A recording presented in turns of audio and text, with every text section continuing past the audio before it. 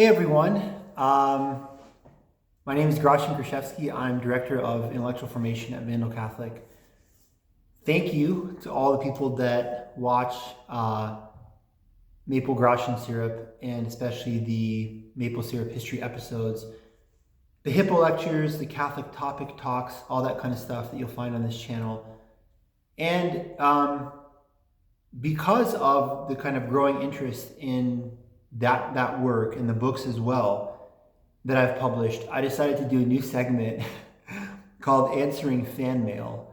And so I just have 8 emails today that I'm going to share with you and answer them live. My friend Tony went through and picked out them randomly, so they're not like prepared questions. If you want to send, it sounds even ridiculous to say, but if you want to send fan mail to me, you can see the email address on the screen, gkrash@hotmail.com. You can use the subject line fan mail, and maybe this will become a regular segment, like once a month, I don't know. So anyways, our first one from Sally Mayweather, Burlington, Vermont. Quote, I am a 94-year-old grandmother of 6 and want my kids to get a Catholic education. I know Vandal Catholic is not a Catholic school per se, but seems to have a vibrant Catholic communal life nonetheless. Would you recommend young men and women becoming part of this community? What is your favorite thing about Vandal Catholic? All right. Thank you, Sally, for your question. I love Vandal Catholic. Amazing priest. Our pastor, Father Chase Hasenraw. Incredible staff. And I think it seems like you already know the answer. You're right. It is a very vibrant community. It's just right on the campus of the University of Idaho in Moscow, a large, amazing public state school. So again, you're exactly correct. Vandal Catholic is not a Catholic school the way like a Gonzaga, which is close to us here in Spokane is, or Notre Dame in South Bend, Indiana. But I think it's just an amazing community. You have great focused missionaries. I hope, God willing, the stuff that I do as Director of Intellectual Formation, the talks and things, helps as well. But I'd recommend it to anyone. I always joke, like, I'd love for us to become this amazing, like, Catholic school. We're a Catholic center in a parish, not a Catholic university, but that is the goal. So very vibrant. I'd recommend everyone to go here. Yes. From Francine Wilson in Texas. I've been a huge fan of your writing since I came across a copy of Sarah from the Dust Plate, my favorite coffee shop in downtown Austin. I read it right then and there, cover to cover. I even went back twice to the front to get my coffee refilled. I literally could not put it down. Wow. And 200 some pages into reading Thermonuclear Mirth. And my question is the character Hans based on anyone real? I've been enjoying him a lot. Thank you. I know, wow, that's amazing. The books are the opposite end of the spectrum in terms of length. The first one you mentioned, Sarah from the Dust Plate, is a novella that's only like 88 pages or 90 pages long. Thermonuclear Mirth is 900 pages. To your question, no, not really. The Hans character is this atheist guy who's best friends with the main character, Ben, and I don't want to spoil the story for anyone reading it, but he's very, very important. He's a main character throughout the story. He's very bombastic and crazy. Perhaps, I don't know, Francine, is this why you're liking him, that he's kind of like insane and all over the place and that kind of thing, but he very much is. And the unique thing to think about him perhaps is he's an atheist, but he's in love with Catholic doctrine. The Catechism is one of his favorite books, go figure. So I think he's kind of a unique, weird character. Next question from Chad Todd in Chicago. Can the Desert Fathers be any more based?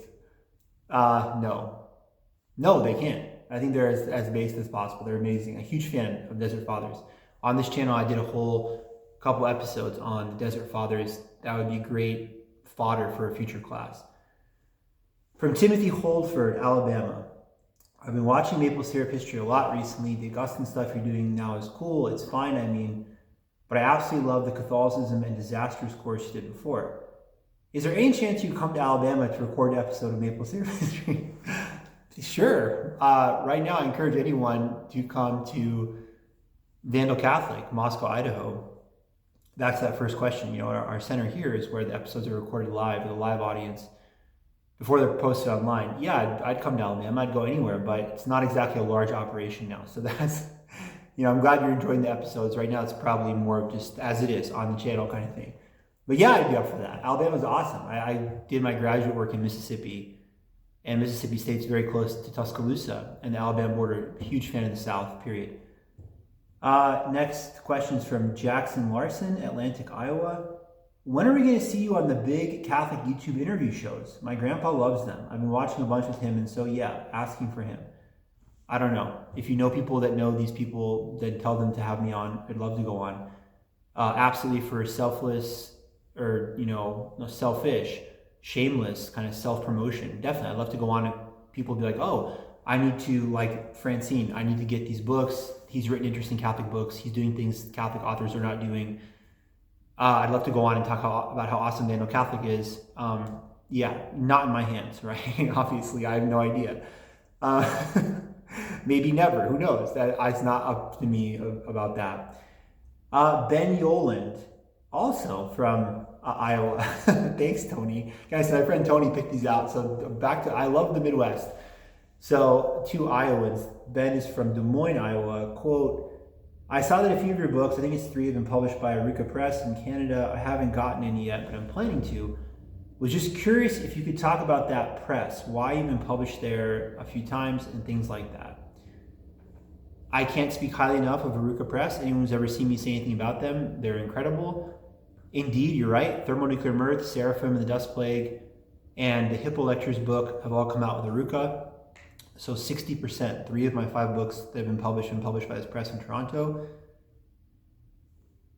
I'm speechless or kind of rendered speechless. I don't know what more to say. The editor-in-chief, Alex, he's amazing. He's an old school, incredible editor, wonderful person too, brilliant, genius type guy. I know it's not like I'm being like hyperbolic and all this, but he really is just top class. I would go check out their website, arukapress.com. They publish different kind of Catholic books. They have a new imprint out with like a sub imprint of their Aruka Press. They publish things on theology, Catholic works. They also, of course, do fiction, poetry. They're amazing. I think like they do a lot. They put out a lot of good content, a lot of good books that you would wish the super large trade presses like a Random House and all would do. But woe is the state of modern publishing or whatever, and it's kind of the stuff that sells often is not that, and yet they have decided we're going to publish the highest quality stuff with the highest quality approach. Their design team's amazing. I can't speak highly enough of them. I love Aruka Press. I will always cherish them and God bless them. And again, Alex Barbas, he's the absolute man. So yeah, I'd say if you decide to go get any of my books, you can get them on Amazon, but I'd go to arukapress.com. Just be familiar with that website and check out all the other stuff they have. From Alejandro Martinez, Las Cruces, New Mexico. It's our second to last letter. I'm just going to do 8 of these emails today. And we'll see how many next time, maybe more, maybe whatever. Alejandro Martinez, I like your Hippo lectures. It's the main reason I've subscribed to your channel. Watched a few of them, the live talks. I like them a lot. I even bought the book too, because these are kind of crazy, like, yeah, you're not wrong. Because these are kind of crazy, like they're like free form, like you say, especially compared to the more straight up faith talks you do. So being free form, would you ever do one in Spanish? That would be super cool. The more straight up faith talks that you mentioned, Alejandro, or the catechetical spirit and life talks I do with Father Chase, and they're under the Catholic topic talks, right? Playlist on the channel. Everything you said is correct. I say that myself, right? I mean, yeah, I said that like the Mark and Anna novel stuff we're doing now, models, excuse me. So you're right. They are freeform and crazy. I love that. I'm glad you love that. That's so super cool. And thanks for, I think he mentions, I bought the book. Thanks for getting the book. That Hippo Lectures book is the collection of the first like 30 or something that I did. Yeah, I do it in Spanish. My Spanish is not good.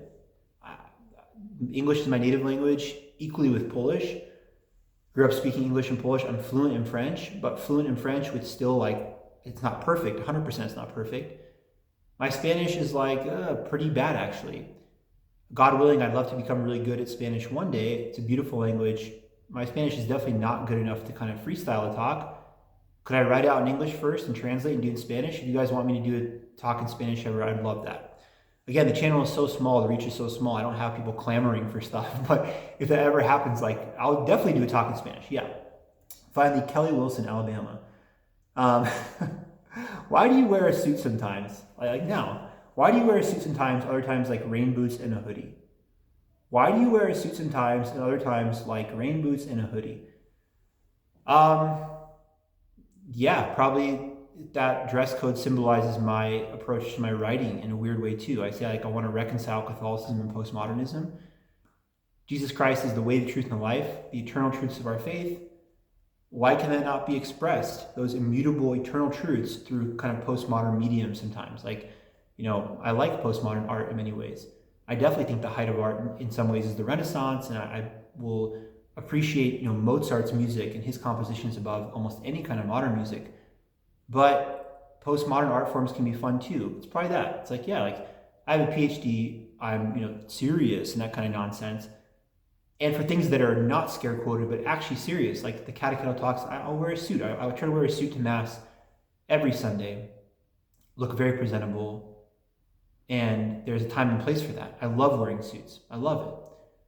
But it's fun to throw on a hoodie and rain boots sometimes to kind of like mock pretense, because ultimately all of us are clowns, right? I mean, like, we should never take ourselves too seriously. I take the faith extraordinarily seriously.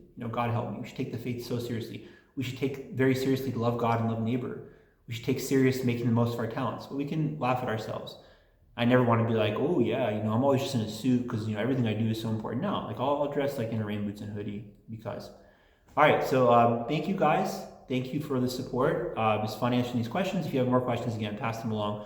And if people start sending more fan mail like this, I'll do this thing like once a month or something. All right, so see you later. Take care.